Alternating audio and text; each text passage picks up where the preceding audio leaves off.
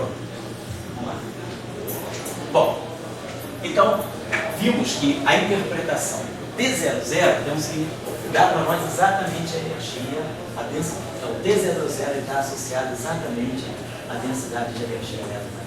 Então, já faz um bom sentido essa equação. Se a componente zero, então, para a gente pegar a componente zero dessa equação, ela está dando para nós dmi do T, mi. A expressora é dmi rho, como nós tínhamos visto. Paguei aqui, dmi rho. Dmi, quando pegar o rho é o índice livre. Então, essa equação assumiu essa forma que nós já escrevi para vocês.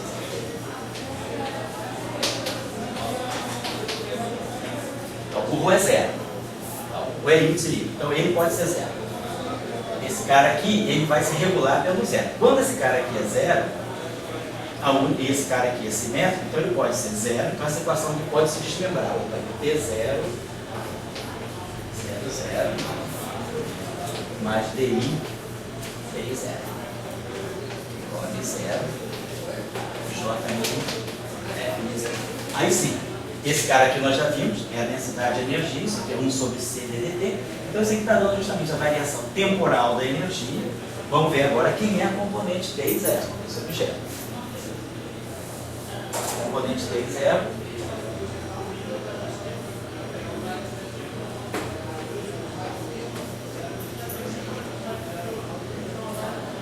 O Ni por I, então vai ficar I0. Então, F.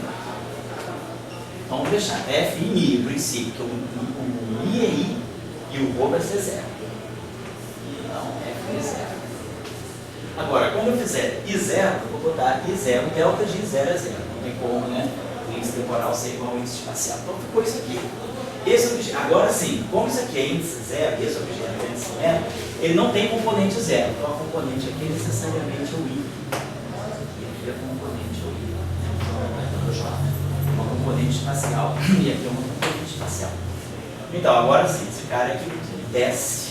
Os dois índices espaciais, eles podem descer sem trocar sinal, F e J. E aqui o F, J0. F, J0 é menos, nós já tínhamos visto, o DJ, deixa eu pegar aqui, o DJ do A0 menos o D0 do AJ. Então, veja, isso aqui é o gradiente do A0. Isso aqui é menos o D0, isso aqui é mais. Então, isso aqui é o tempo. Então, fica menos o campo elétrico. Então, esse cara aqui é menos E sobre C. Então, menos a componente J. E esse cara aqui é menos epsilon IJK, menos epsilon IJK, PK. Então fica menos, fica mais. Então esse objeto aqui fica exatamente 1 sobre C. Ele é 1 sobre C, é vetor B. Poder um B vetor F. 1 sobre C, voltar. Então ele é menos 1 sobre C. É vetor B. Componente I. Então, essa equação aqui está me dando justamente DI desse objeto, está me dando a divergência.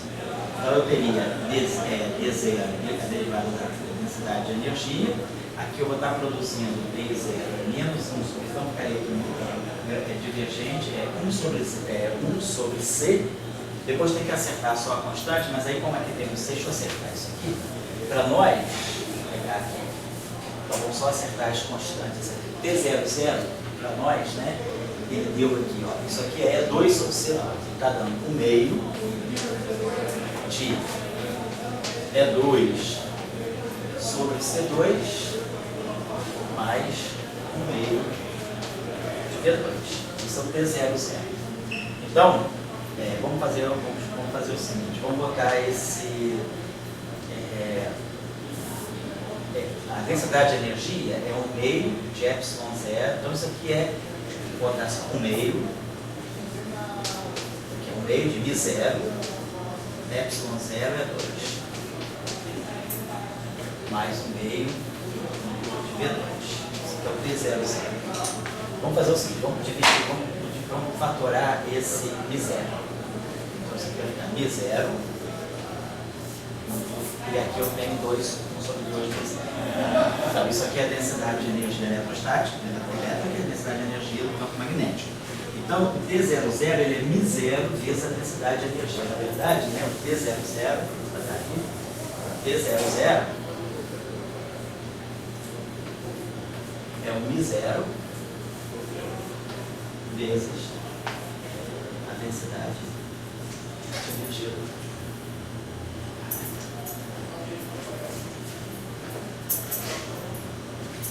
E aí a equação que a gente Então, o C igual a 1 sobre μ0, o zero é o adequado em todos.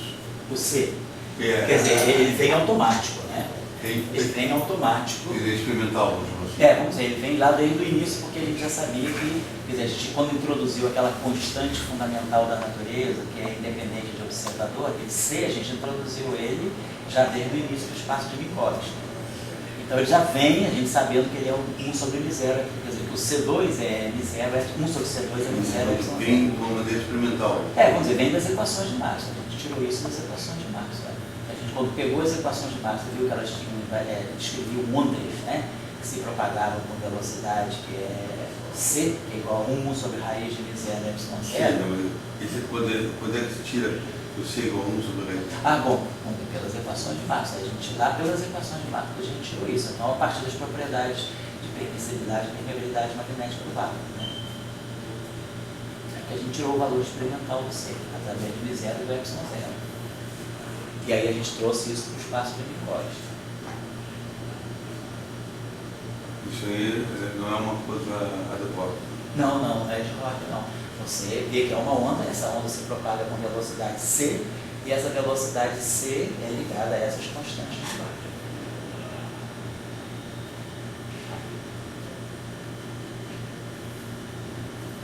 Vamos ver agora de novo, só queria acertar para a gente ver as constantes direitinho em frente da equação. Então, olha só, aqui tem um zero, vocês estão observando que tem esse zero também. Vamos fazer de novo o vetor de Poynting aqui. Então, essa grandeza que nós estamos tirando aqui, ó, a gente vai tirar o T0i, é o TI0. Só para a gente pegar aqui. A gente está pegando a componente ρ igual a zero. Então, pegamos o TI0. Então, vai ficar FI I F I0. Mas aí vimos que isso aqui é zero, porque isso é I0 dá zero. Então, aí agora, como isso aqui é zero, esse cara aqui só pode ser um índice espacial J. Esse cara, então, como é saturado, só pode ser o mesmo J. E aí a gente tem o FJ em cima, que é, vamos dizer, que é menos, né? É o menos, que é o FJ embaixo. Então, a gente ficou com isso aqui. FJ0. Então, FJ é DIAJ menos DJ. Então, isso aqui é menos epsilon I JK BK. O FJ0 é TJ a 0 menos D0 a J. Então, é mais um campo é E sobre C. Então, isso aqui é o EJ sobre C. Então, eu vou ter JK, então isso aqui está me dando menos 1 sobre C, menos 1 sobre C é vetor P, componente I. Eu acho que está certo, né?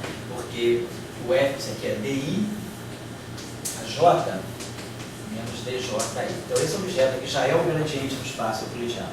Esse cara aqui é menos o vetor euclidiano. Então, isso aqui vai ficar um sinal menos global. E isso aqui é euclidiano. Então, DI é J menos DJI é FJKBK. Então, fica menos FJKBK. O FJ0 é DJ0 menos D0 a J embaixo. Mas fica mais a J em cima. Então, fica menos o campo. Então, aqui é menos F. Então tá certo, então aqui é menos E, então aqui tem menos E, então fica mais, perdão. Tem o menos que vem do campo magnético e o menos que vem do campo elétrico, então fica mais. 1 sobre C é vetor P. Então, D0 vai ser 1 sobre C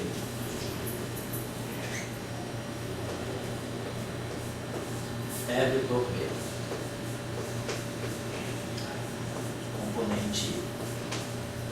Mas o vetor de Poynting para nós, se vocês lembram, né? A gente definiu o vetor de Poynting S, acho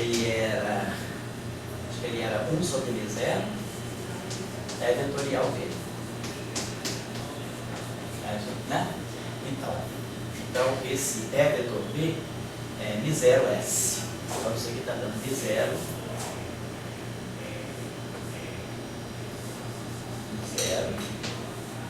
sobre C, vetor de fonte.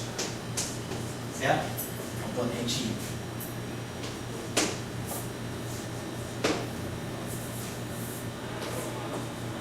Vou colocar assim. Então, essa equação de continuidade, componente 0 dessa equação de continuidade, então ela ficou D0,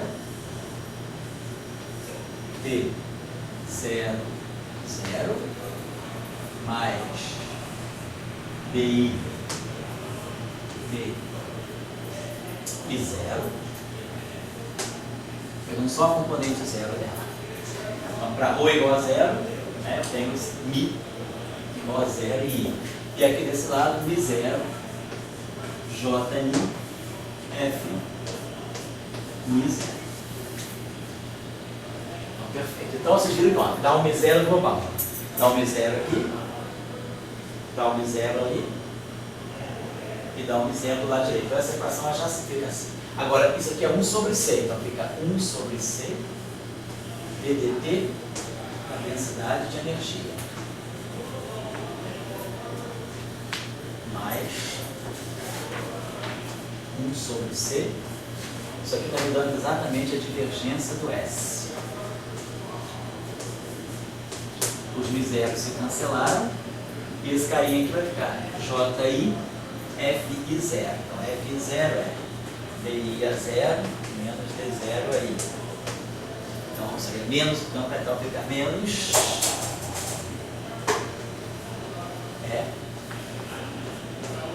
sobre C escalar J. Então o C se cancela, tem C nos 3 termos, então a gente ganha exatamente aquela equação que a gente tinha já quando a gente estudou as equações de Maxwell em forma, vamos dizer, covariante SO3, covariante do espaço tridimensional.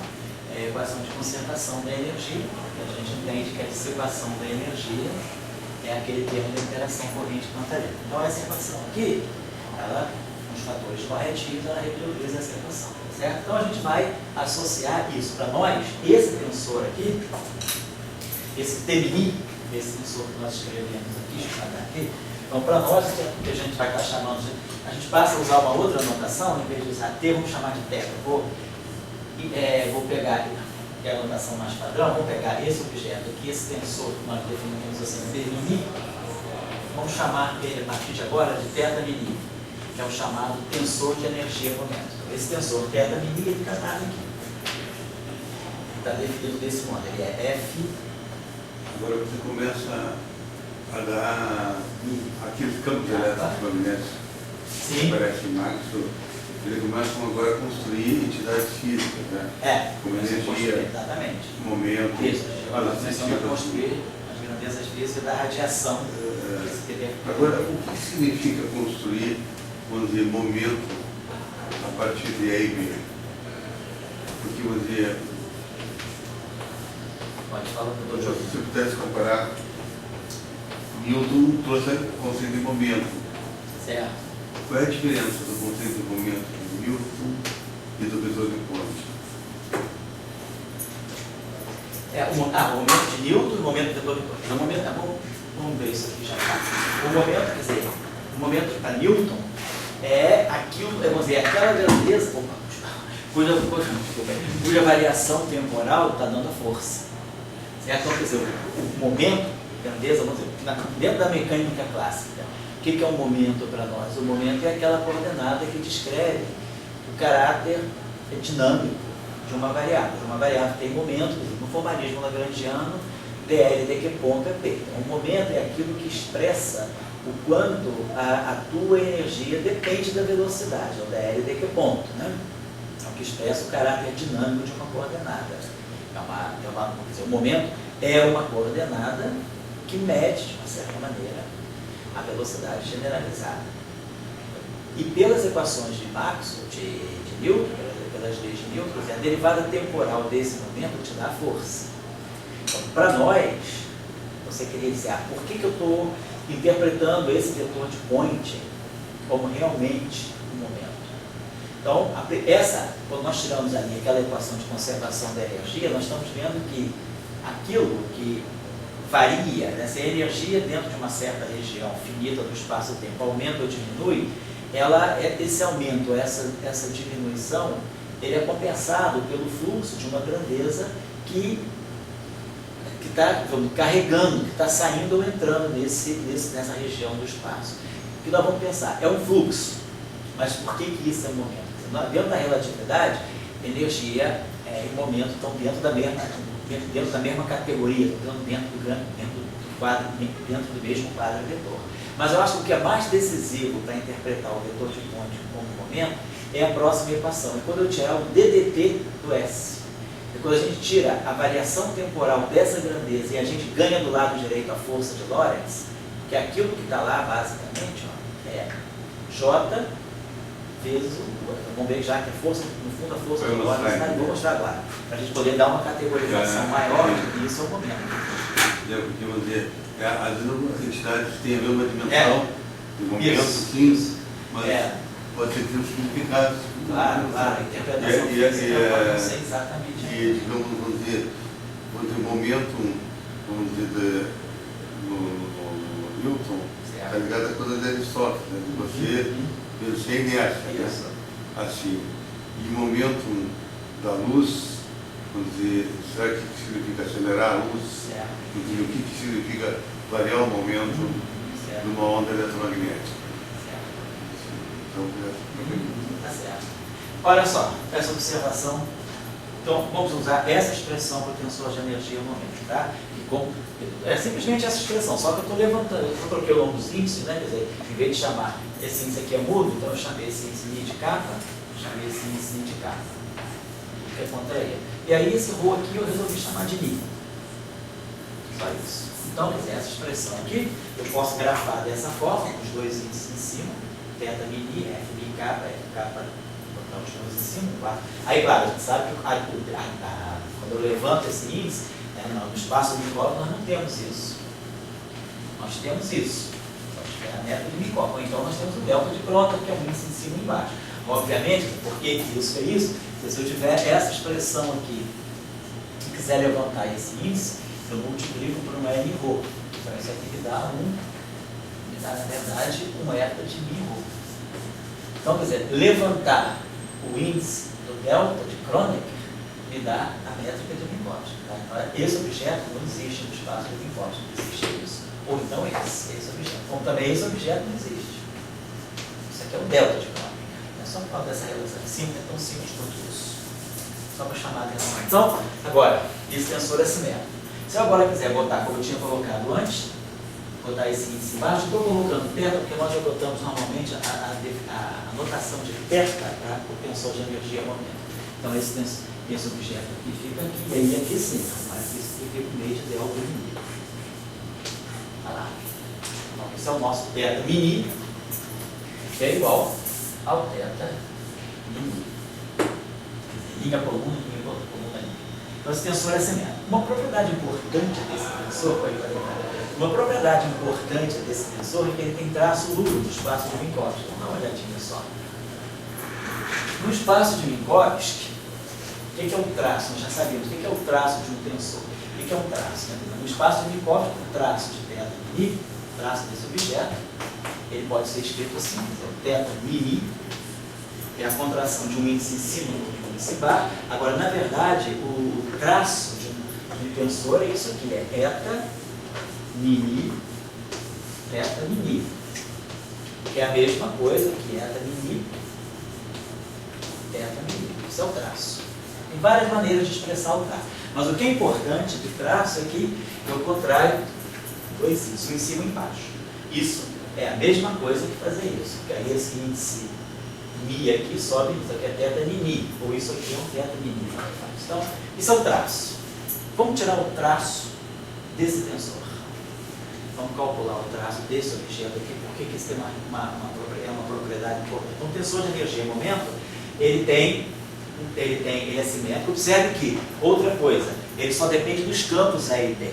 Então, ele é invariante de gauge, é invariante de calibre. Aquelas transformações de gauge no ar, no φ no ar, que deixam o E e B invariante, claro, como isso aqui só depende de E e B, isso aqui só depende de E e B, então qualquer transformação de gauge não mexe no θ mini. Então, o nosso tensor de energia, momento, como está aqui, ele é invariante, ele é simétrico e é invariante de gauge.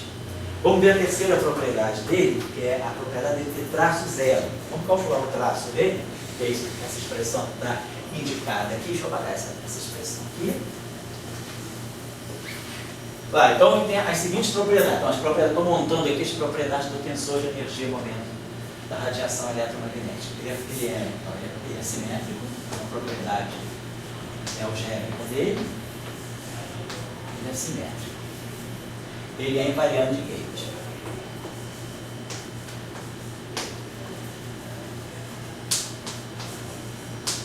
Invariante de gauge porque ele só depende dos campos. Qualquer transformação de gauge nos potenciais não muda os campos, então não muda o tempo.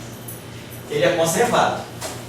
Ele é conservado na medida, se a radiação é livre, esse termo é conservado. O lado direito estava dando o que? Era μ0, não era isso? Era μ0, Jμ, era isso mesmo, F,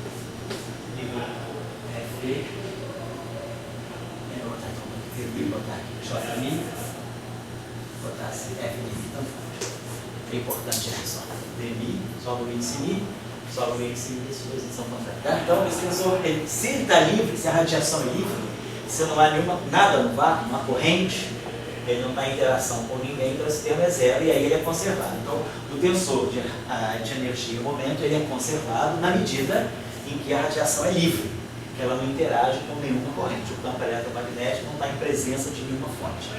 Aí seria zero. E agora a última propriedade dele, vamos tirar o traço dele. Se a gente pegar o traço dele, então a gente vai pegar isso aqui. Vou pegar F, I, kappa, F, kappa, mi, estou pegando o traço, mais 1/4. Delta mi é 4. Então, 1/4 vezes 1/4 vezes 4 dá 1. E aí aqui sobra F kappa lambda, F kappa lambda. Então, esse objeto aqui ó, é F mi kappa. Esse aqui é menos F mi kappa. Então, como esses itens são saturados, é a mesma coisa. Ó. Esses dois estão saturados com esses dois. Esses dois saturados com esses dois. Então, o traço dele é zero. Então, o traço, tensor de energia e momento, a radiação eletromagnética, ela tem traço nulo. Então, na verdade, ela perde um escalar que existe aí dentro, que seria o traço. A gente já sabe. Nós já fizemos a análise na aula passada, na aula transpassada, né?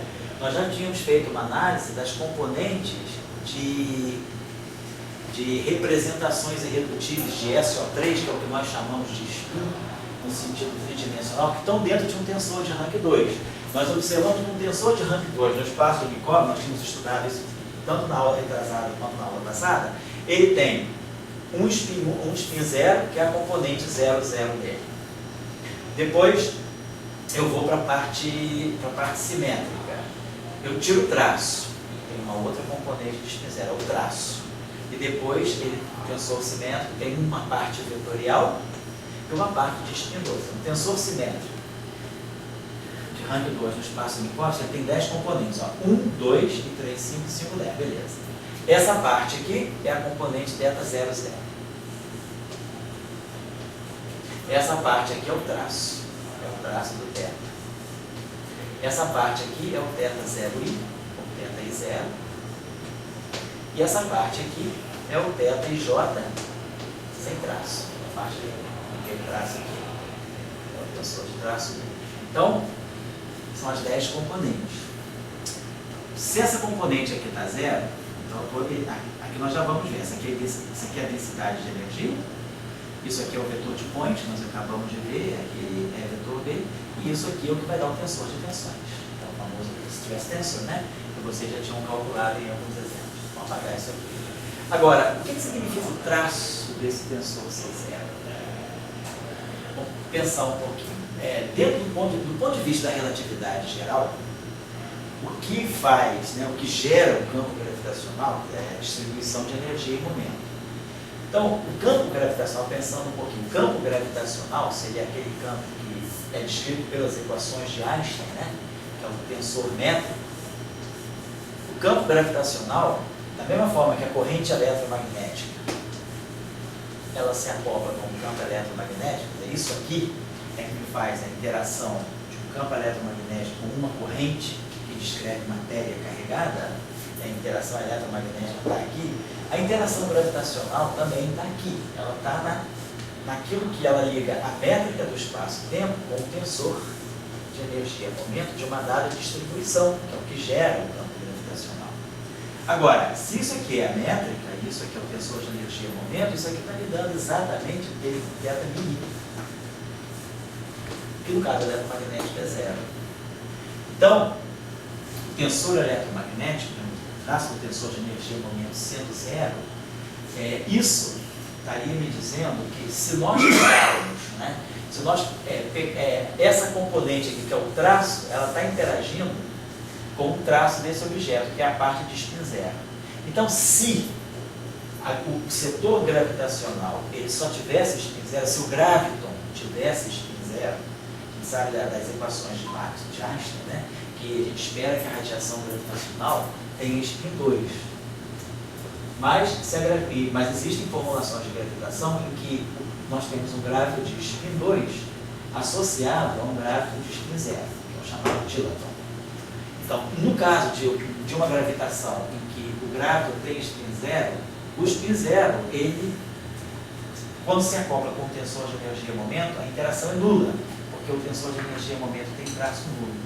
Então, se a gravitação fosse puro spin 0, a radiação eletromagnética, quando passasse pelo campo gravitacional, ela não iria sofrer esse empurramento, porque não ia haver interação, porque o traço dele é zero. Então, é preciso que o campo gravitacional, realmente, o tensor de energia-momento, interaja com o spin 2, não com o spin 0, porque o traço dele é zero. Então, isso é uma consequência, o fato do traço do tensor de energia-momento da radiação eletromagnética ser zero, tem uma consequência na compreensão daquilo que é a interação, vamos dizer assim, entre o fóton e o graviton, ou entre o que seria a interação gravitacional de um campo eletromagnético. Então, isso indica que realmente no setor gravitacional não deve haver um puro spin zero. Tem que ter alguma coisa que vá poder interagir com o tensor de energia-momento, que tem traço zero. Então, essa é só uma consequência dessa equação. Para quem já ouviu falar em um idioma, mesmo que vocês não conheçam, é bom a gente começar a ouvir falar de certas coisas mais cedo. Quem já ouviu falar da importância, quem faz estuda transição de fase, mesmo matéria condensada, né? Estuda transição de fase, modelo de Riese, o expoente crítico sabe de um fenômeno chamado transição de fase. Um sistema, ele pode passar de uma fase para outra, nós temos as transições de fase de primeira espécie, de primeira ordem, segunda ordem. Então, quando um sistema transita de fase, na região, nas vizinhanças da temperatura em que ele faz a transição de fase, entra em ação uma simetria chamada simetria de dilatação. Os sistemas passam a ter simetria de dilatação porque as funções de correlação passam a ter um complemento de correlação que tende a infinito. Então, a gente perde a noção de escala, porque a escala se torna infinita. E aí, uma indicação de que digamos, há uma simetria conforme num certo modelo, num certo sistema físico, é quando o tensor de energia-momento desse sistema físico tem traço zero. Então, sempre que a gente tiver um problema qualquer, em um sistema contínuo qualquer, e aí a gente vai tirar o tensor de energia-momento desse sistema. Tira o tensor de energia-momento. Quando você calcula o traço, se der zero, significa que deve ter um indício de uma simetria conforme. E se tem uma simetria conforme, isso aí tem consequências físicas muito interessantes. A questão da simetria de escala, você consegue fixar uma série de padrões de comportamento do sistema sabendo que ele tem simetria conforme. É uma simetria muito importante em todas as áreas da física. Então, essa informação sobre o traço é interessante por isso. Então, eu estou dizendo que a radiação eletromagnética, o tensor de energia momento do campo eletromagnético do campo de Marx é zero. Então isso indica que o eletromagnetismo ele naturalmente tem uma simetria conforme. Essa simetria conforme está associada também ao fato do fóton ter massa nula. A presença de objetos que têm massa nula, né, na relatividade especial, não é uma condição suficiente, mas é necessária para ter simetria conforme. Se o objeto tem massa nula, eu posso ou não ter simetria conforme. Mas se tem simetria conforme, eu teria que ter massa nula. Então é essa reflexão só que eu queria deixar para vocês. Tá? Bom, aí o Gabriel tinha levantado essa questão. Se a gente for olhar em 3 dimensões, a gente trabalhou aqui bastante com eletromagnetismo planar. Nós tínhamos feito as equações de... Você não vai mostrar agora? Daqui a pouco, vou voltar lá. Eu quero dar isso, vou voltar para a questão da força, né? Do momento. Só queria chamar a atenção que a esse ponto a gente já pode fazer, que eu também não vou fazer tudo, eu vou deixar como tarefa para vocês.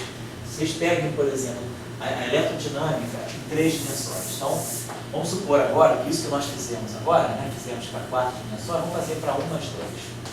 Então, eu estou em 3 dimensões, mesma história, espaço de Minkowski é 1, 2, métrica é 1 menos 1 menos 1, tudo igual, só sai uma dimensão espacial. E aí nós associamos do mesmo modo aquilo que é o potencial eletromagnético em 3 dimensões. É um vetor agora, que em vez de ter 3 componentes espaciais, tem 2 componentes espaciais. Nós sabemos mexer com isso aqui. Da mesma forma, eu vou ter o F mini igual a d mi menos nada muda aqui de acordo. Esses resultados que eu estou colocando aqui, eles são os mesmos em qualquer dimensão. E aí as equações de Maxwell vão ser agora dmi, F mini, como nós tínhamos visto, mi0, J mi. Só que aqui, automaticamente, nós vamos ter o divergente de E, daqui automaticamente vai sair o campo magnético que é escalar. Quando eu for pegar as componentes aqui, ó, eu vou pegar F0i,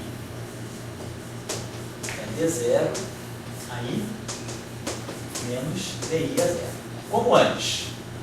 Isso aqui é 1 sobre C ddt. O AI, embaixo, é menos o potencial vetor A. É menos o potencial vetor. Isso aqui é o próprio gradiente. E o A0 é φ sobre C. Então fica menos gradiente de φ menos dA dt. Então o F0i ele é o próprio campo elétrico sobre C. É a iésima componente do campo elétrico sobre C. Então é o F0i embaixo. Claro que se eu pegar o F0i de cima, eu estou subindo esse índice, então isso aqui é menos a iésima componente do campo elétrico sobre C. Opa, tudo bem, cara? Se eu pegar agora, pegar agora o FIJ. Se eu pegar o FIJ, nós vamos ter DI a J menos DJ a I.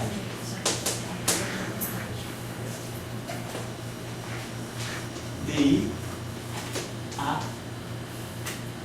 J, então isso aqui é negativo, esse aqui também esse aqui é menos o campo euclidiano, então mantém isso aqui com sinal menos. Então fica menos, e aí eu vou fazer como no outro caso. Só que agora eu tenho epsilon e J do campo magnético. Eu não sei se na nossa eletrodinâmica planar eu chamava o campo elétrico de E maiúsculo, E minúsculo, mas eu vou colocar aqui na seguinte notação. Então vamos colocar, então para nós, na eletrodinâmica planar, então nós vamos ter o F0i, deu o campo, vamos chamar de E minúsculo, né, por exemplo, o campo tridimensional, E I sobre C. E o FJ, então, o setor magnético, que é o setor puramente espacial, para nós é menos epsilon e J. E aí o campo magnético em 2 dimensões, que é o campo magnético escalar. Vamos usar isso. Então essa aí é a nossa atribuição. Então o nosso tensor de energia e momento, né, ele agora é mais simples, né? Porque antes ele era 4x4, ele agora é 3x3, esse F aqui.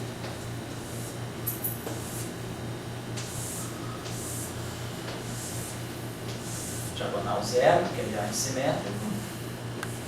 Então aqui fica é x C, y sobre C, menos x sobre C, menos y sobre C.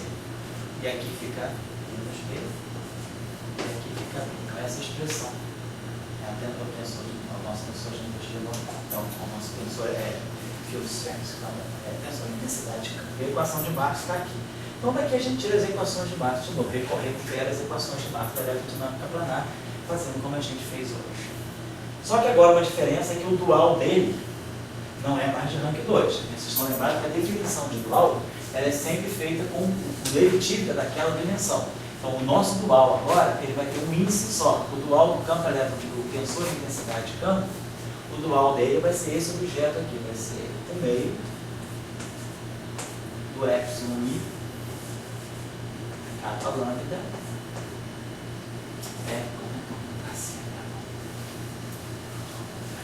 outra variante.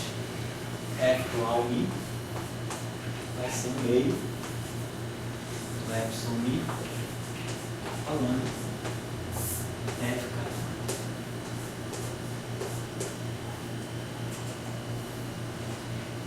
Então, vamos lá. Quem vai ser a componente temporal dele? Na aula passada a gente tinha falado sobre o reactivo, tem 3 dimensões. Então, a componente temporal dele vai ser F tio 0. Quando eu colocar aqui 0, eu vou colocar aqui J. Então, vai ficar o meio do epsilon 0 IJ F e J. Então, com essa associação, então nós tínhamos visto na aula passada também que o Levi-Tivita, né, quando eu descer esses 3, então isso aqui para nós é mais 1. Então, quando eu descer esses caras, né, esse epsilon, o Levi-Tivita, agora eu vou passar isso aqui para o Levi-Tivita euclidiano. Isso aqui, diferentemente do espaço de Minkowski, onde aparece em 4 dimensões aparece o sinal menos, agora em 3 dimensões não aparece o sinal. Então isso aqui vai dar. O epsilon, vamos chamar assim, o epsilon é de euclidiano. O Levi-Tivita euclidiano, IJ, e o F IJ, que para nós é menos epsilon IJ. Agora, epsilon IJ, tá? O fator 2, vai cancelar com esse 2. Então, o F tio 0 é o menos B. Então, estou definindo agora, estou vendo que isso aqui é um quadrivetor, um trivetor, um vetor em 3 dimensões, a componente temporal é menos B. Vamos tirar as componentes espaciais aí.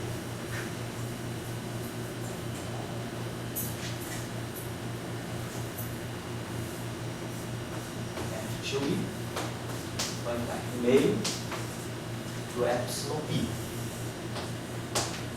Capa lambda, F capa lambda. Então, agora fazendo a varredura dos índices, aqui pode ser temporal, espacial, 0J, 0J, ou J0, J0. Então, os dois se somam, o fator 2 cancela o fator meio, e fica epsilon, J, 0, F, J0. Então, está aqui.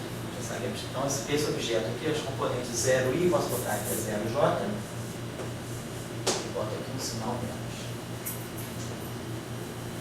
E aí, esse cara aqui, a mesma coisa que epsilon 0 e j, então esse objeto aqui é menos o epsilon euclidiano e j. E esse cara aqui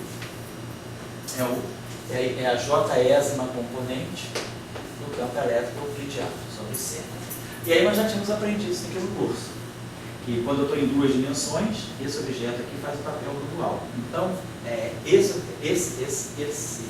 essas componentes aqui, elas estão dando menos 1 sobre C, a componente do campo dual, componente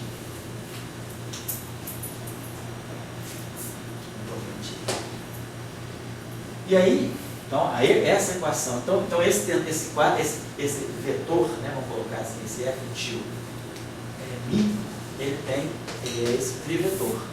Ele tem aqui menos B, componente temporal dele é menos B,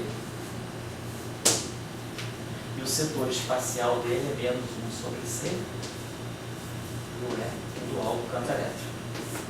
3 dimensões. E aí, a equação que a gente chama de identidade de Bianchi, que seria aquela equação, a Faraday lens das 3 dimensões, que é essa equação aqui, dmi F2 igual a zero. Essa aqui é o Faraday lens em 3 dimensões. Então isso aqui vai ficar D0, F2 zero, mais DI F2 igual a zero. Então, menos 1 sobre C ddt do B, que vai F2 zero B, aqui, menos B. E o F2i, então aqui vai ficar menos 1 sobre C. E aí a divergência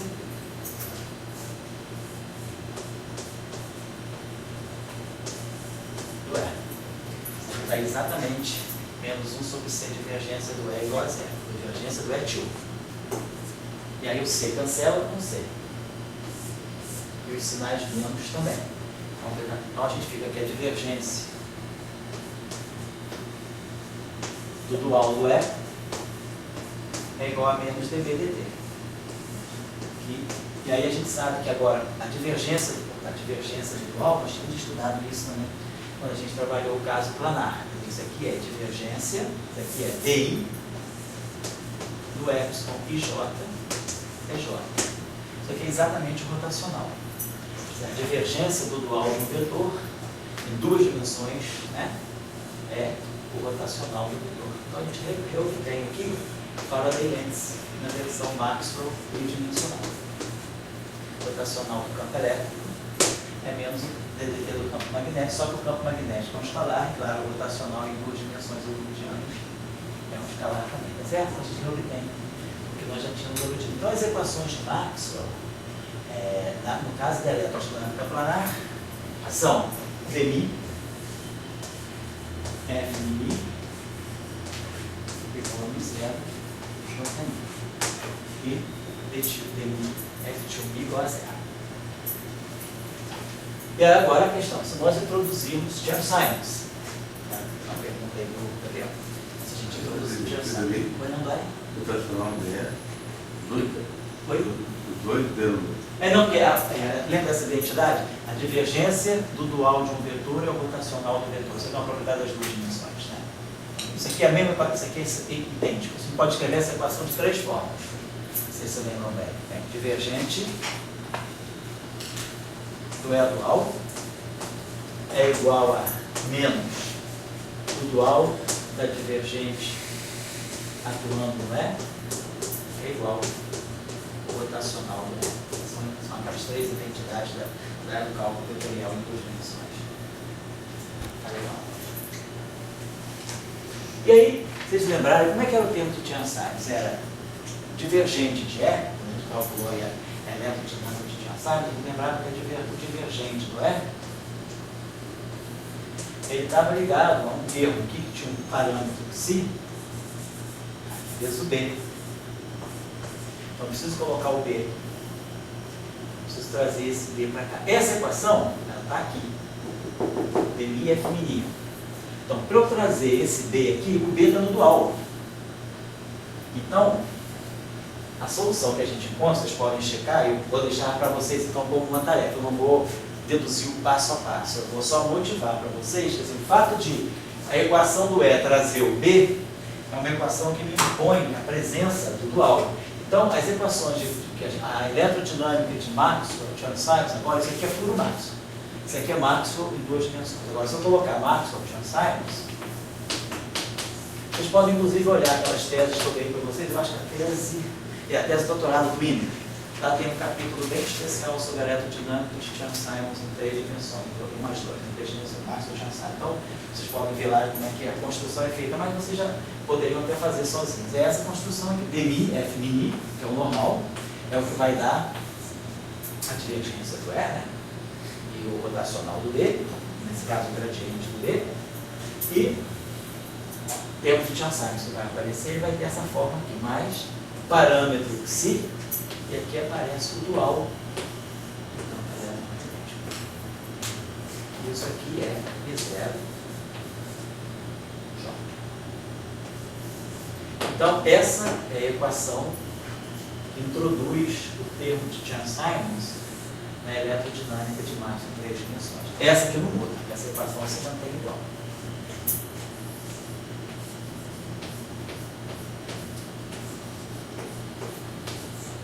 Certo?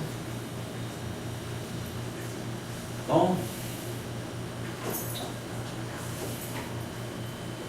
então deixa eu fazer com vocês, tá?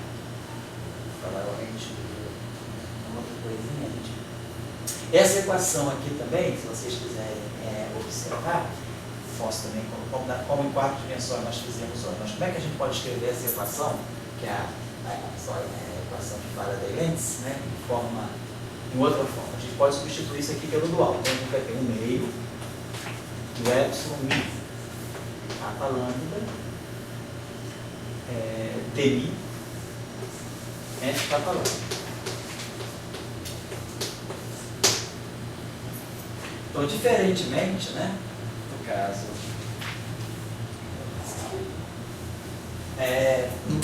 no caso da eletrodinâmica em 3 dimensões, em 4 dimensões, né, a gente tinha um índice livre aqui que a gente saturava com o epsilon. Aqui nesse caso a gente não tem.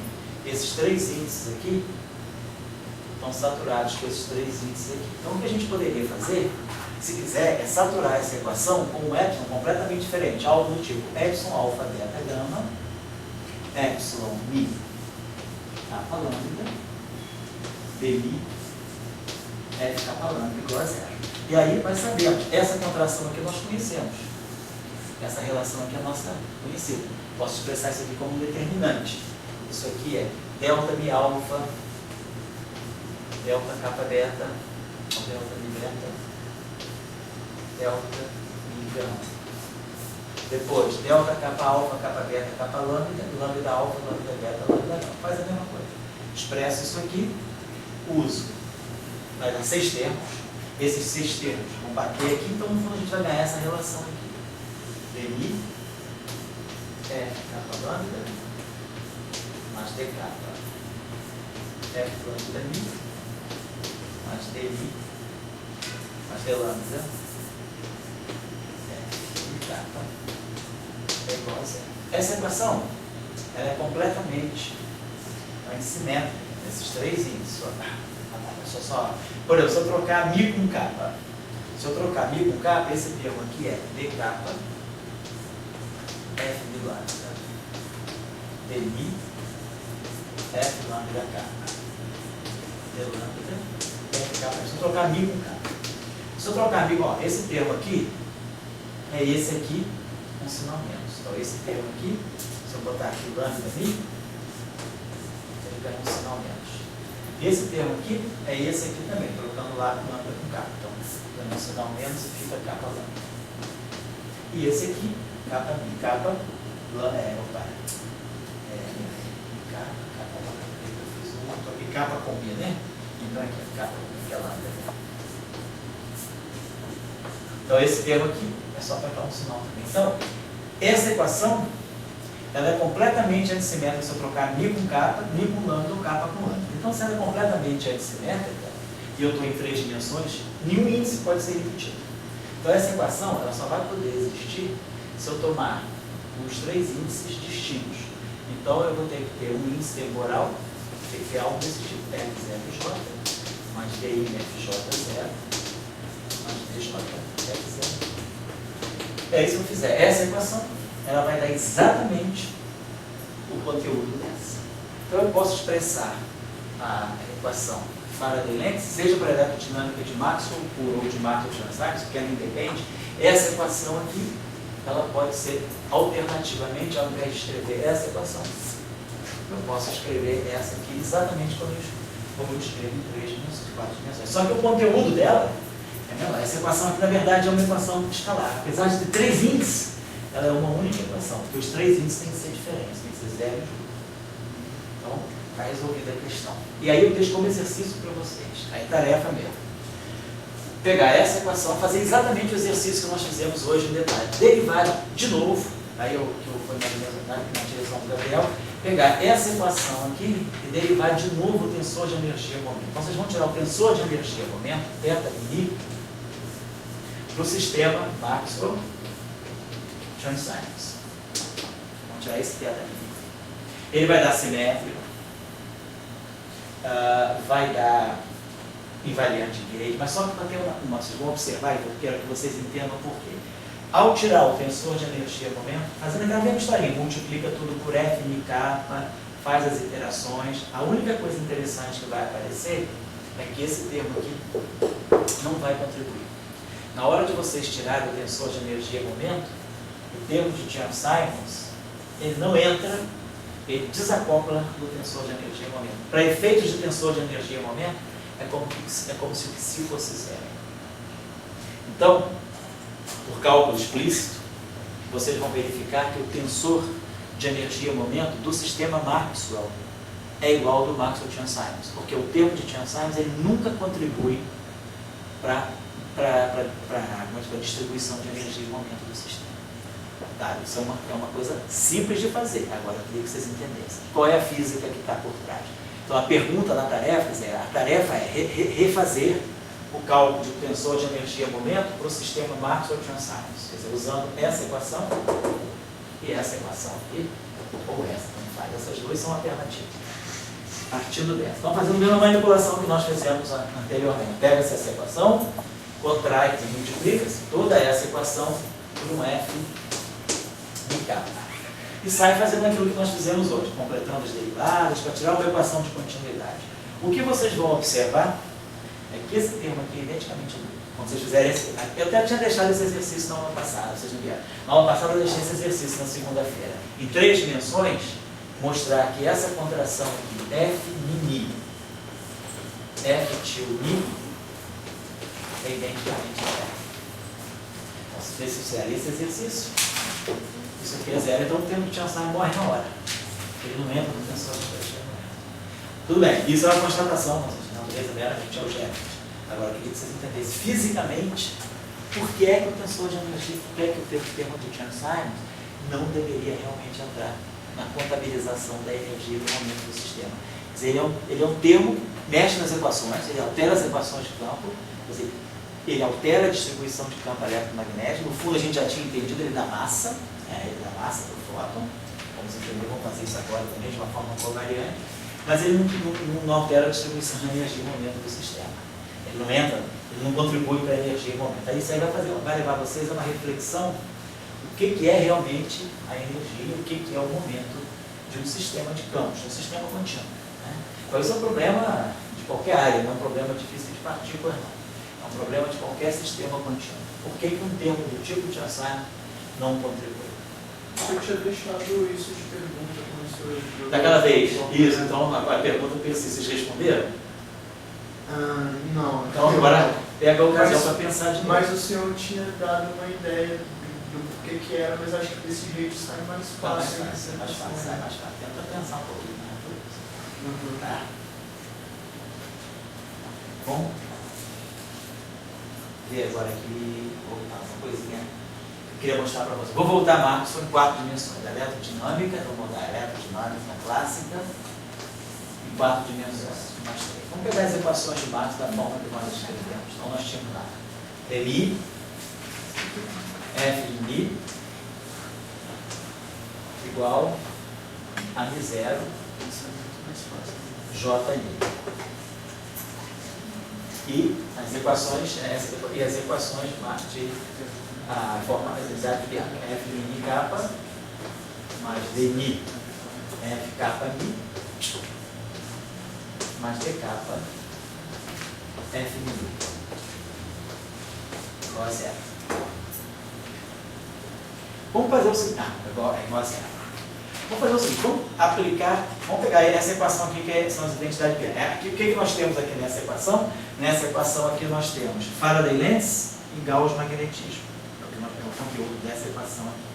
Vamos pegar essa equação e vamos tirar dessa equação a sua quadra de divergência. Vamos fazer isso aqui. Então, esse termo aqui vai dar o D'Alembertiano. O primeiro termo vai ficar D'Alembertiano do F de K.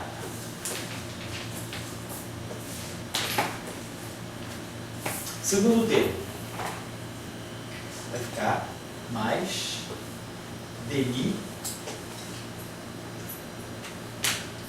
dmi pode passar para cá, dmi, f capa mi.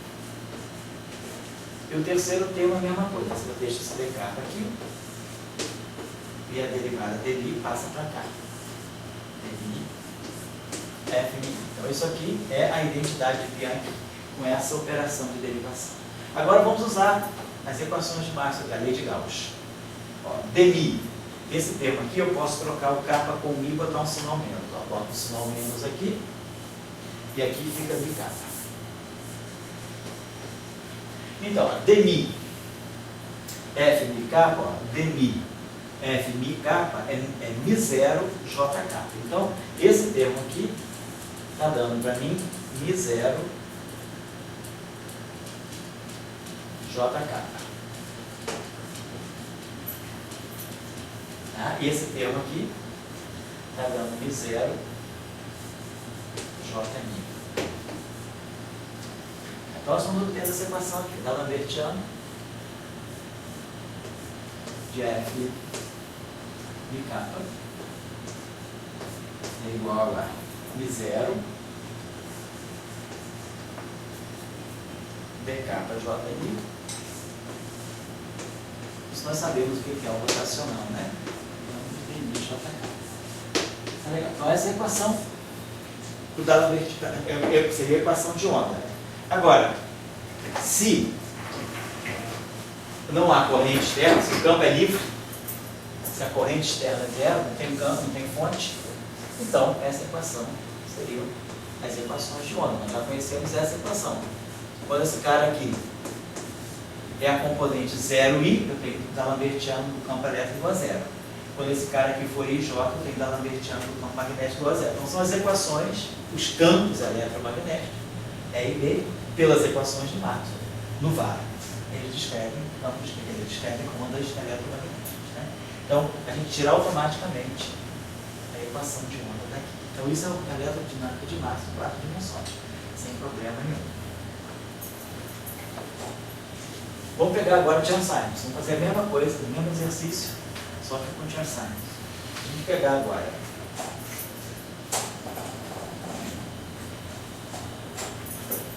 Então, estamos em 3 dimensões. Vamos pegar dmi, f mi. Aí agora a gente tem um termo novo, mais si, f tio mi, igual a... Tudo veja, livre de fonte, não tem fontes externas. Estou com a radiação livre, campo livre. Né? Então aqui eu tenho mi zero j ni, mas o j é zero. Eu estou no vácuo, livre de cargas e correntes. Vamos pegar as identidades de Bianchi aqui também. Posso escrever desse modo, dmi, f tio mi igual a zero. Ou então, posso escrever desse modo, dmi, f mi capa, mais dmi, f capa mi, mais dt capa, f mi. Então assim, estou chegando nessa equação, pode ser escrever só mini capa, mini capa, mini capa, mini capa. Então vamos pegar, vamos jogar o D'Alembert, vamos tirar a quadra de divergência dessa equação. Eu fiz agora no espaço, vou pegar dmi dessa equação. Então, o primeiro termo vai ficar D'Alembertiano de f mi capa. Segundo termo, vai ficar mais dmi. Aí vai ficar esse dmi do f capa mi, que é menos dmi do f mi capa. Esse termo aqui vai ficar mais d capa dmi f mi igual a zero. D'Alembertiano, está aqui, f mi capa, vou colocar assim. E aí, agora pelas equações ali, esse objeto aqui, ó, dmi f mi capa, dá menos que si f tio capa. Então vai ficar menos, vai ficar mais que si dmi f tio capa. E esse termo aqui, dmi f mi vai ficar menos F til Mi. Vou colocar menos 5, vai ficar assim, B capa F til Mi igual a zero. A equação assumiu essa forma aqui. Mas eu gostaria de ter uma equação assim, homogênea. Quer dizer, ou eu tenho tudo para F, ou eu tenho tudo para F til. Quer dizer, eu posso expressar, se eu quiser, esse termo aqui em função de F til. Eu posso fazer isso, né?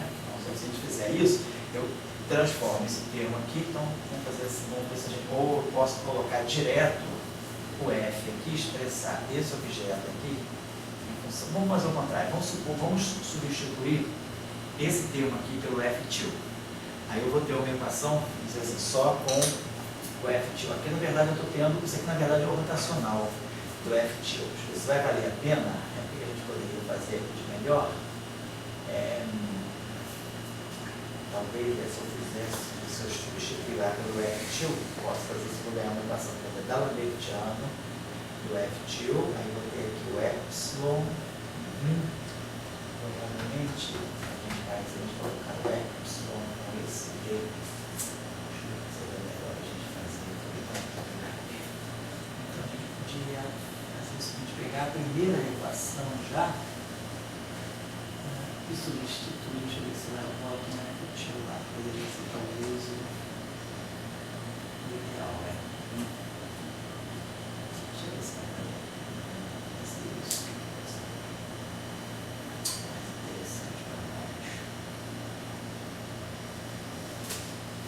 Tem esse termo como derivada aí, uma derivada única, né? Atuando no F til.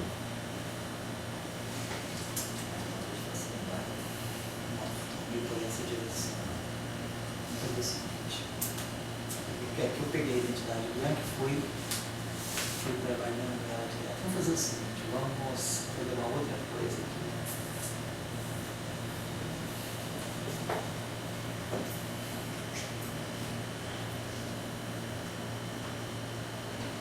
Professor, Pode falar? se você reescrever esse F til K em termos de epsilon, Estou pensando aqui, exatamente, se a gente colocasse ali o epsilon, botasse toda a equação, quer dizer, epsilon eu acho ainda, é possível, sem dúvida, mas eu acho que vai ser um caminho um pouquinho mais longo. Eu estou pensando aqui de fazer o seguinte, eu já ensino uma outra coisa para vocês. Se a gente pegar aquela equação, passar tudo para F til, provavelmente, pode ser que seja, deixa eu mostrar isso aqui para vocês, você já aprendeu mais um pouquinho mais de cálculo tensorial. Mas a tua sugestão é válida também. Você pode até fazer por ela também, tá? Só para checar o resultado. Seria o seguinte, vamos expressar esse objeto em função do F til. Eu tenho uma equação só com F til. Eu posso escrever a equação de Maxwell só com, ou com F, ou eu substituo esse cara pelo F, como o Gabriel sugeriu, o meio de epsilon e kappa lambda, F kappa lambda, ou eu posso substituir aquele por F til. Que eu acho que é mais simples, porque a gente tem um objeto mais... Vamos fazer o seguinte, então vamos substituir esse objeto aqui por F til. Lembrando da seguinte relação. F mi, a gente tem esse objeto aqui. F til mi é igual a 1 meio de epsilon mi kappa F mi kappa. Então agora eu posso inverter essa equação. Você lembra que lá no espaço de impostos em 4 dimensões, ao inverter essa equação eu ganho um sinalmente. Em 3 dimensões é um pouquinho, pode ser que tenha uma diferença. O que eu quero fazer aqui é expressar isso aqui, ó. F mi. Como é que eu vou tirar essa relação? Eu tenho um índice livre só aqui, então eu vou contrair. Vou fazer o seguinte, eu vou pegar aquela equação de cima e vou multiplicar toda ela por um epsilon, alfa, beta, mi. F til mi. Vai ficar o meio de epsilon, alfa, beta, mi, epsilon, mi, kappa.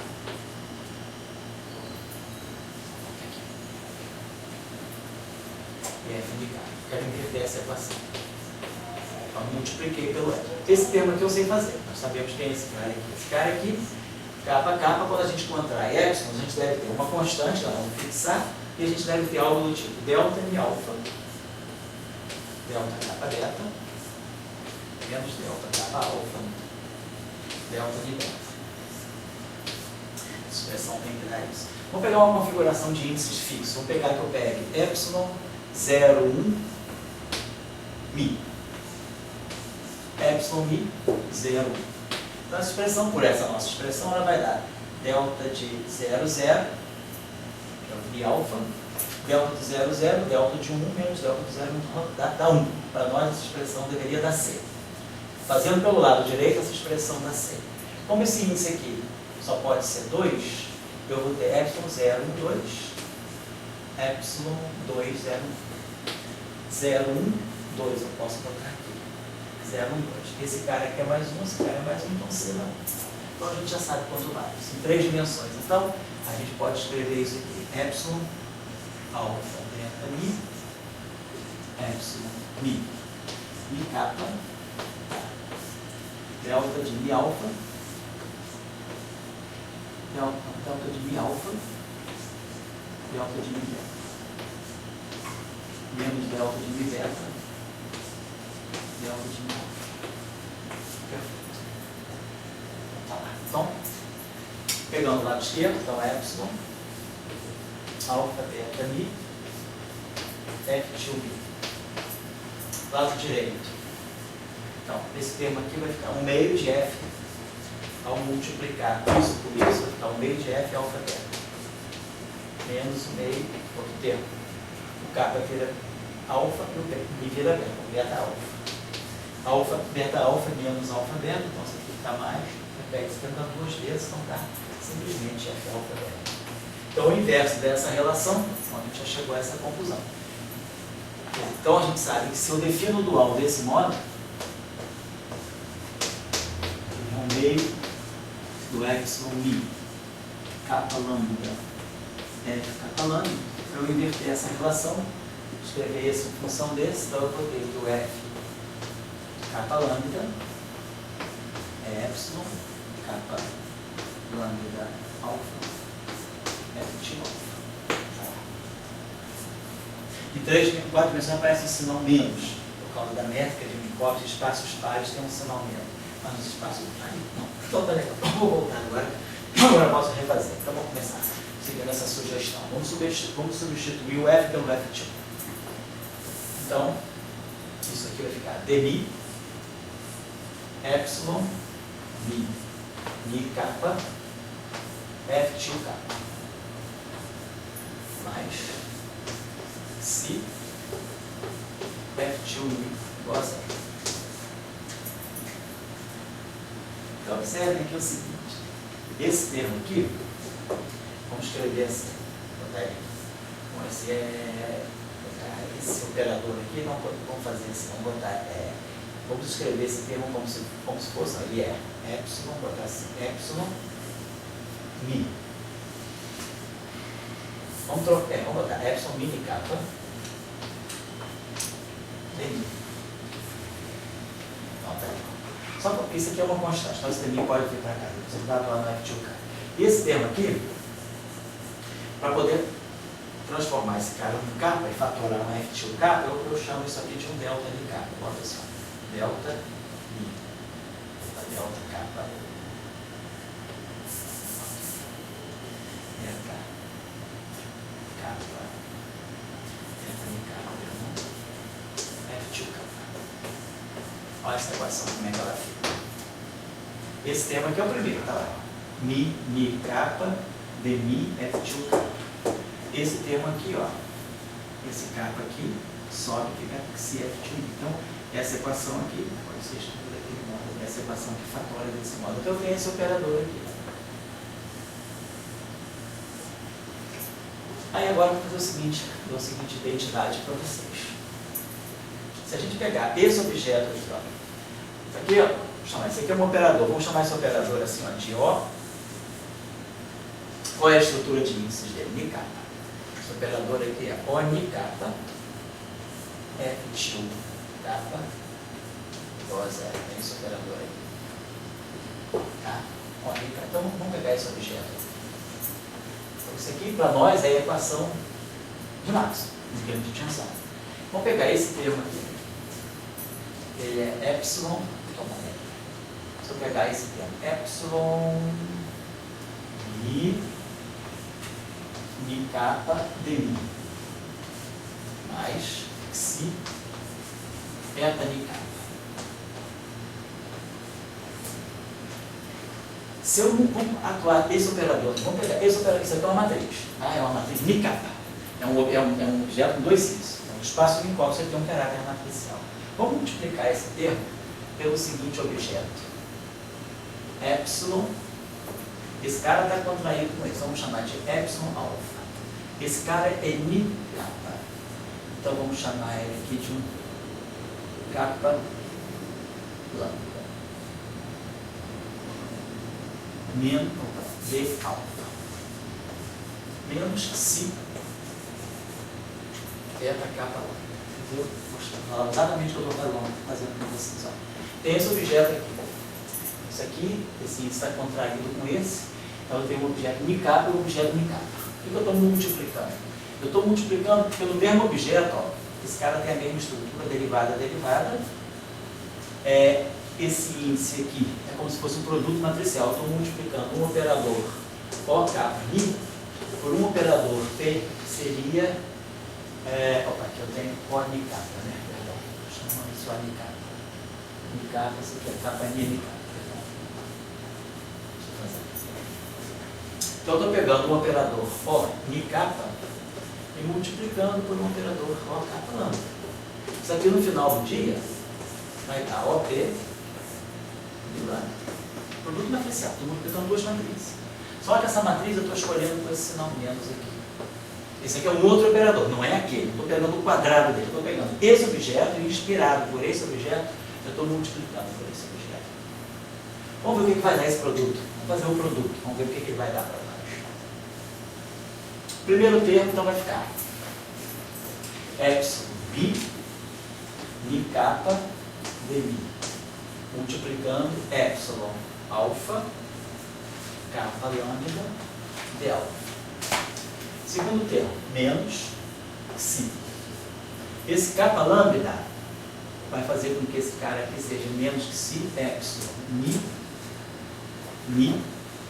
Agora, esse capa lambda vai puxar esse lambda aqui para baixo. E aqui um dmi.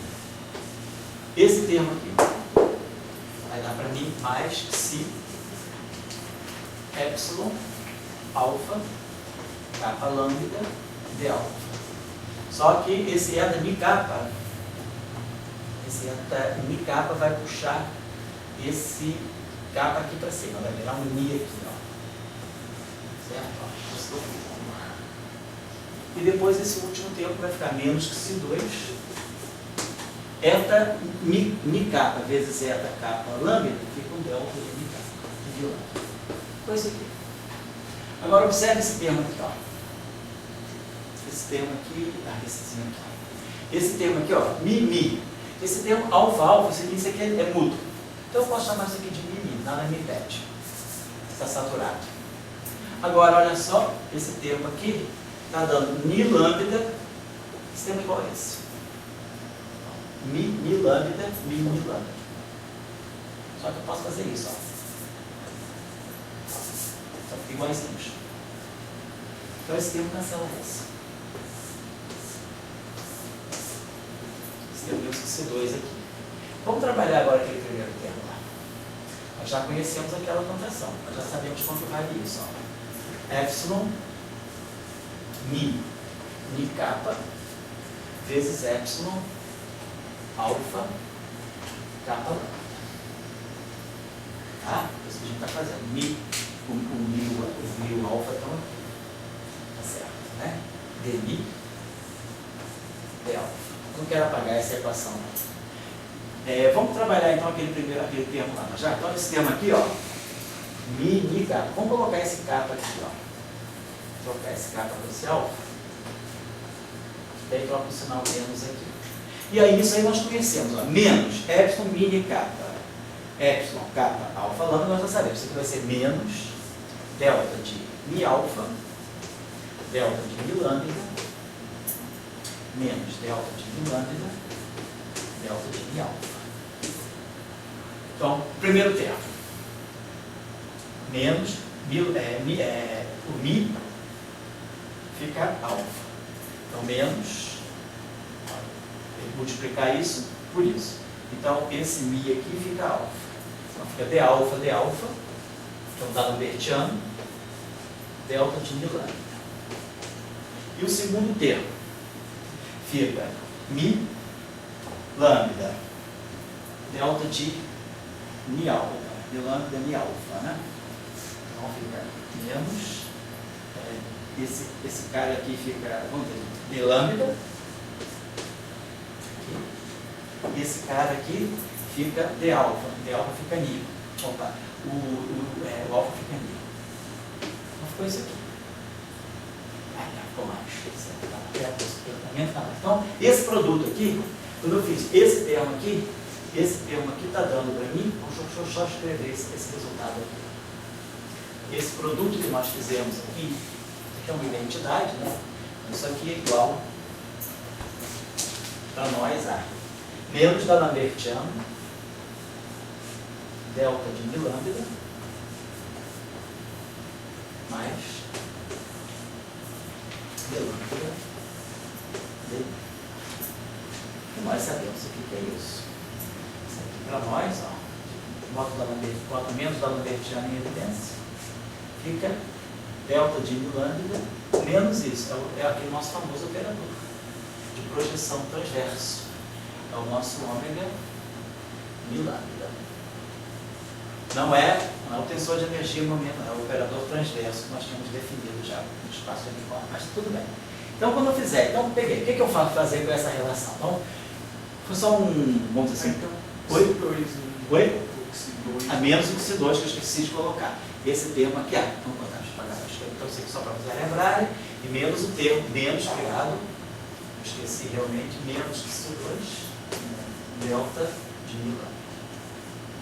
Então, esse termo aqui, ele deu para nós, vou fatorar esses dois juntos, menos da Lambertiano mais que C2. Então, fica igual a menos da Lambertiano mais que C ao quadrado, delta de Mi lambda, menos mais isso aqui. Obrigado, tá? Beleza. Então, só fiz esse parênteses. Voltando para a nossa equação. Essa aqui é a nossa equação de Maxwell. Por que eu fiz aquilo? Eu tenho essa equação. O que eu vou fazer com essa equação? Eu vou multiplicar essa equação exatamente por esse aqui. Isso atuando nisso é zero. Então, se eu pegar esse objeto e colocar aqui, continua sendo zero. Então, eu vou trazer esse operador aqui, que é esse aqui, vou colocar, chamar esse operador de P. Esse operador aqui é o P capa lambda. Então, o que eu estou fazendo é pegar essa equação aqui e colocar esse P capa lambda aqui. Joguei aquele operador aqui nessa equação. E aí, realizo esse trabalho. Quando eu realizar esse trabalho, essa equação vai ficar menos da Lambertiano mais que C ao quadrado, Mi lambda. Aqui vai ficar, delta de Mi lambda, né? Aqui estou atuando no F capa. Mi capa lambda. Aí nesse caso aqui, peraí, Mi capa, Mi lambda. Deixa eu ver aqui, a capa lambda. Capa aqui, essa capa. Então esse final do dia aqui tem que me dar um Mi lambda, tá certinho, né? Porque Mi está contraído com Mi, capa está contraído com capa. Então sobra o Mi. E aqui sobra o lambda, tá certo. Então isso tudo aqui está atuando no F til capa. Então eu vou fazer o seguinte, aqui eu vou fazer o contrário. Vou aplicar esse mesmo operador, só que em vez de aplicar, eu vou aplicar um E, um P, aqui tem capa está contraído, eu vou aplicar o índice Mi, vou aplicar um lambda Ni. Fazer o mesmo exercício, tá? Pega esse resultado aqui. Vou aplicar esse operador, P lambda Ni, que é o índice livre que eu tenho aqui é Ni. Eu vou multiplicar pelo índice Ni, porque esse índice capa já está comprometido. Então, quando eu fizer esse exercício aqui, vou usar exatamente esse resultado aqui. O primeiro termo vai ficar menos da Lambertiano, como esse Mi está contraído, vai ficar delta capa lambda.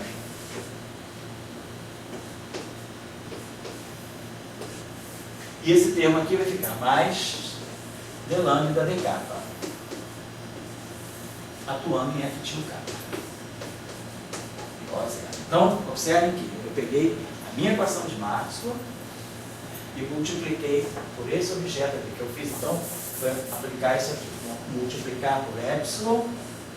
Isso aqui é Mi. Então, vamos multiplicar por um epsilon alfa. Vou botar assim, epsilon alfa. Mi lambda é alfa. Menos Si eta Mi lambda. Foi o que eu fiz. Eu peguei esse operador joguei nesse cara aqui.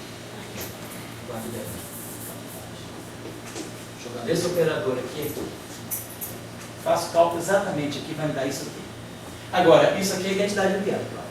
DK, F de K é identicamente nulo. Então, esse termo não tem. Então, o que a gente mostra com isso? A gente mostra que o campo eletromagnético satisfaz a essa função.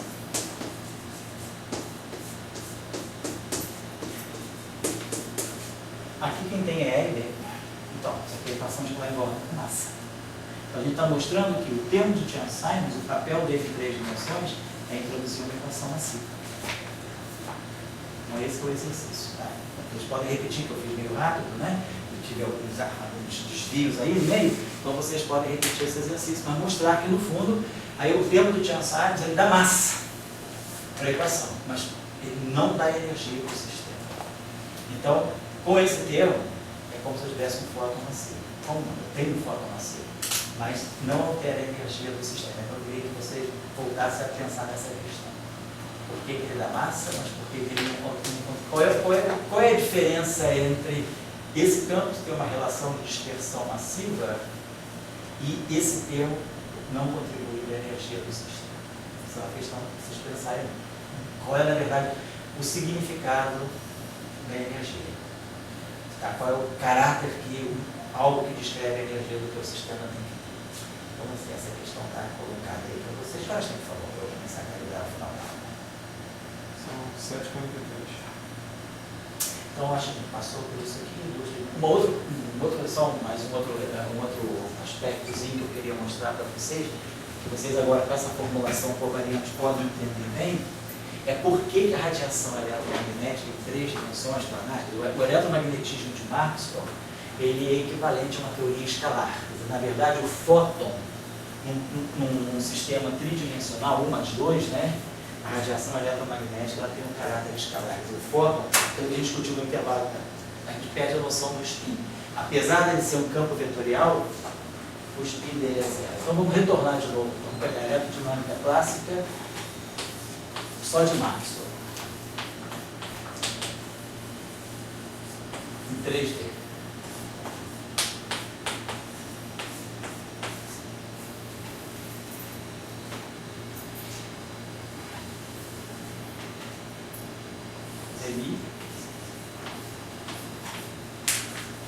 Vou pegar as equações de Maxwell do lado. Dmi, F mini, Dtil, Dmi, F de mini igual a essa, F de mini igual a essa. Então são as equações de Maxwell no vácuo em 3 dimensões. Fazer o quê? Fazer o seguinte exercício. Esse objeto aqui, então eu posso pegar essa primeira equação e escrever assim. Dmi. Vamos substituir isso aqui pelo dual. Então, F mini, como nós já tínhamos visto até agora, epsilon mini F mini é epsilon mi kappa F kappa. Então, dmi F kappa. Certo? Pegando essa equação aqui e substituindo pelo dual. Invertendo aquela relação que dá a dualidade. Agora, qual é o índice livre que eu tenho aqui? É o índice mi. Vou botar, então, como isso aqui é igual a zero, eu boto mi e k. Sinal menos, nesse caso, é inconsequente. Tem o índice mi. Vou multiplicar. Essa equação tem um índice livre. Então, vamos multiplicar essa equação por um epsilon alfa beta mi. A gente vai passar a saber essa relação. Epsilon alfa beta mi, epsilon mi kappa, delta de mi alfa, delta de kappa beta, menos delta de mi beta, delta de kappa alfa. Primeiro termo, delta de mi alfa, delta de kappa beta. Então, o primeiro termo vai ficar mi alfa, kappa beta. Então, vai ficar d alfa, f til beta. Menos. Segundo termo, mi beta, kappa alfa. Então, menos d beta, f til alfa, igual a zero. Então, nós já conhecemos essa equação do espaço Minkowski. Essa equação faz o papel do rotacional. Então, significa o quê? Que o rotacional dI a J menos dJ. E o rotacional desse campo no espaço Minkowski é zero. Todo campo que tem rotacional nulo, ele é gradiente de um escalar. Então, a solução desse problema é f til alfa igual ao gradiente componente alfa de um certo escalar. Se eu substituir isso aqui e aqui, dá zero. Então, eu cheguei à conclusão que o meu campo dual, quer dizer, então, o dual do campo eletromagnético, F tio I, é dmi de um certo escalar. Então, obviamente, o meu F é epsilon mi kappa, F tio kappa, que tem kappa aqui. Certo? Ou já posso trazer direto para cá. Jogo essa informação aqui, ó. Chegamos a essa conclusão, certo? Vamos trazer essa informação para cá, para essa equação de Maxwell. Então eu tenho dmi de F tio mi igual a zero, significa dmi φ igual a zero. Mas isso aqui o que é? Da Lambertiano de φ igual a zero. Então esse campo é um campo escalar de massa nula. Então, na verdade, o que a gente está mostrando é que o campo eletromagnético, ele na verdade, ele é o gradiente de um escalar. Toda a informação, quem está aqui, E e B, na verdade, dependem só de um escalar. E esse escalar é um escalar que tem massa nula. É um escalar que está em ordem de massa nula. Então, toda a informação do campo eletromagnético está nesse cara. Mas esse cara satisfaz essa equação. Então, você é uma teoria escalar. Então, na verdade, o eletromagnetismo em 3 dimensões, ele, aparentemente, apesar de eu estar usando esse potencial, aparentemente ele tem um índice, ele tem uma radiação de natureza vetorial, ela não é. Na verdade, um escalar resolve todas as questões. Então, na verdade, o eletromagnetismo em uma dimensão, em 2 dimensões, né, planares, ele tem apenas o grau de liberdade, está tudo no fio. Com a dinâmica do fio, eu resolvi todo o problema. Certo? Em 4 dimensões já não é o caso. Em 4 dimensões a gente sabe que precisa realmente do plano de polarização, precisa do E e do B vibrando no mesmo plano. Então tá certo, só essa uma outra curiosidade que eu queria mostrar a vocês. Fizemos bastante coisa hoje. Então o último item que eu fico devendo para vocês é esse aqui. Então na aula que vem, nós podemos começar por aqui.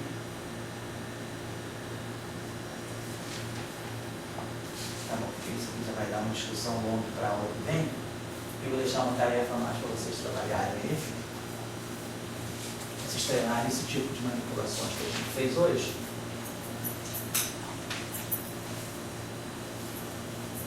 Dá um exercício agora. Esse que a gente costuma, né? O que a gente pode fazer aí? Com tudo que a gente viu, eu vou ter que tomar depois a função do B para poder fazer a radiação da carga acelerada, mas vou voltar aqui uma coisa aqui. Passar um exercício desse que mistura um pouco tudo isso que a gente já falou.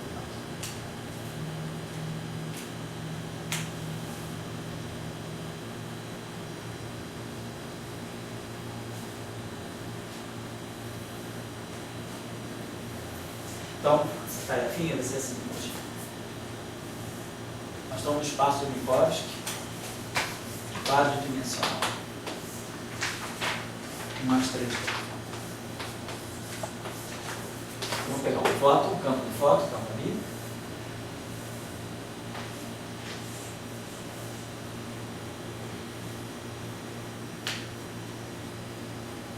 Vamos pegar um outro campo, tipo fóton, seguir. E vamos pegar um escalar. Vai ser um pouco a tarefa, não se assustem, não, tarefa 3 da avaliação de vocês, né? Vocês estão queimando aí, estão queimando um tempo fazendo aquilo. Mas eu vou dar agora uma versão daquilo no espaço de Minkowski, mas só que eu não vou maltratar tanto colocando. Eu vou botar uma coisa mais assim, mais cada um possa até fazer sozinho, dá até para fazer sozinho. Seria o seguinte: suponhamos que esses 3 campos estejam ligados pelas seguintes equações de movimento. Esse campo aqui, ele tem o field strength dele, o F mini. Todo mundo já sabe o que é o F mini do fóton. Dmi é ni menos dmi é ni. Então a equação de movimento do fóton é essa aqui. Dmi, F mini.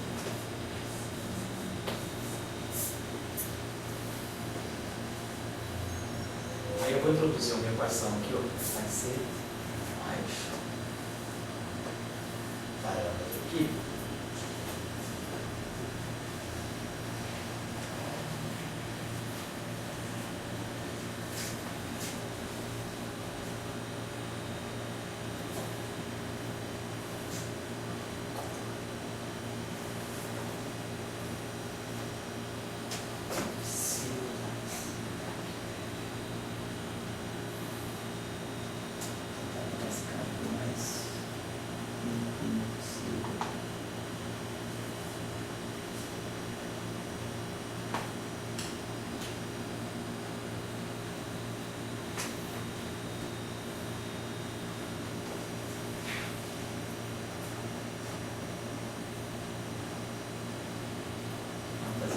mais um psi.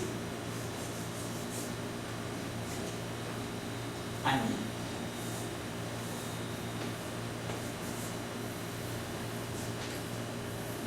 E aqui mais um zeta.